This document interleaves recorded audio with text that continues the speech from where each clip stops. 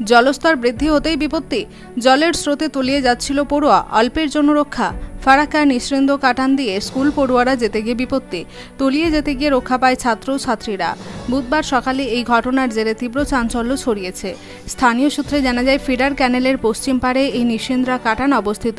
ফারাক্কার বেশ কয়েকটি গ্রামের মানুষ ফিডার ক্যানেলের পশ্চিম পাড়ে থাকে। পশ্চিম পাড়ের এই গ্রামগুলি নিঃসৃন্দ্রা কাটান হয়ে ফারাক্কার স্কুল, কলেজ এবং চিকিৎসার জন্য যাতায়াত করে। এছাড়া নিঃসৃন্দ্রা কাটান ঝাড়খণ্ড ও বাংলার যোগাযোগ পথ। নিঃসৃন্দ্রা কাটানের উপর দিয়েই ঝাড়খণ্ড থেকে পাথর বোঝাই লরি ও বহু মানুষ যাতায়াত করে, যে কারণে এই নিঃসৃন্দ্রা কাটান খুব গুরুত্বপূর্ণ। আজ সকালে নিঃসৃন্দ্রা হাই স্কুলের ছাত্রছাত্রীরা নিঃসৃন্দ্রা কাটানের উপর স্কুলে যাচ্ছিল, কিন্তু ঝাড়খণ্ডের পাহাড়ি জল সকাল থেকে নিঃসৃন্দ্রা কাটানের উপর দিয়ে বয়ে চলছে। জীবনের ঝুঁকি নিয়ে নিঃসৃন্দ্রা কাটানের এই রাস্তা দিয়ে ছাত্রছাত্রীরা সাইকেল নিয়ে যেতে গিয়ে জলের স্রোতে ভেসে যায় এক পড়ুয়াকে উদ্ধার করা গেলেও সাইকেল তলিয়ে যায় বলে জানা যায়। ঘটনার জেরে স্থানীয়রা ঘুর পথে গিয়ে গন্তব্যে রওনা দিচ্ছেন। আপনি তো এদিক দিয়ে যাচ্ছিলেন, কেন ঘুরে যাচ্ছেন? এই যে অস্বাস্থ্যকর পরিবেশ, আজকে 30 বছর ধরে থাকি প্রতিশ্রুতি সেই প্রণব মুখার্জির আমল থেকে। মইনুল হক চুটকিতে সাফ করে দিচ্ছিল, চুটকিতে ব্রিজ হয়ে যাচ্ছিল, ব্রিজের টাকা খেয়ে নিচ্ছে, বারবার এনটিপিসি টাকা দিচ্ছে, টাকা করছে না। রাজ্য সরকার আত্মসাৎ করে নিচ্ছে, কোনো করছে না, কোনো সংস্কার হচ্ছে না। আমাদের দিনের পর দিন একই রকম সমস্যায় চলছে। আমরা পশ্চিম পাড়ের মানুষ একই সমস্যায় ভুগছি আজকে 30 বছর ধরে। কিন্তু ক্ষমতায় প্রতিনিধি আসার পরে কিন্তু এলাকার মানুষকে বলা হয়েছিল পশ্চিম পাড়ের দুর্দশা তিনি দূর করবেন, কিন্তু দেখা গেল ছবিটা উল্টো। কোনো ডেভেলপমেন্ট হয়নি, ওই প্রতিশ্রুতি, হ্যাঁ, তাছাড়া কোনো কিছু নেই। আটমানি আর কাটমানিতেই সব শেষ।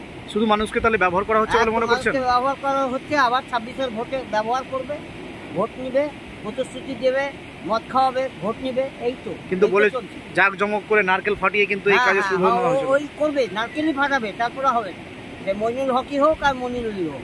আপনারা কি দাবি রাখছেন এখন স্থানীয়? আমরা দাবি রাখছি যে ব্রিজের যে টাকাটা দিয়েছিল এনটিপিসি, সেটা ব্রিজটা অতি সত্বর হোক। আর কি বলবো, আর কিছু বলার নেই। আপনার নাম পরিচয়? আমার নাম প্রকাশ সরকার। আপনি? সারা ভারত কৃষক সভার থানা কমিটির মেম্বার। এটা কোন জায়গা? এটা হচ্ছে নিঃসৃন্দ্রা কাটান গ্রামের বাসিন্দারা এই রোডটা নিয়ে দীর্ঘদিনের সমস্যা, এবং এই রোড নিয়ে কিন্তু প্রতিনিধিরা বহুবার নারকেল ফাটিয়েছিল এবং কথা দিয়েছিল যে এই নিঃসৃন্দ্রার মানে এই পশ্চিম পাড়ের গ্রামগুলির দুর্দশা তিনি দূর করবেন, কিন্তু ছবিটা আজকে উল্টো। কি বলবেন? কি আর বলবো, এটা আমরা 1986 সাল থেকে দেখা আসছি।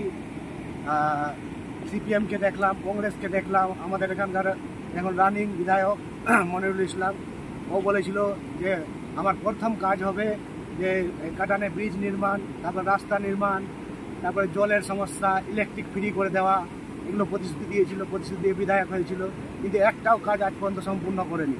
এই যে রাস্তাটাকে আরও বেহাল করে রেখে দিয়েছে। আর কাটানে এই ছাত্রদের, আজকে একটা ছাত্র পড়ে গেছিল, ওখানে গিয়ে উঠেছে।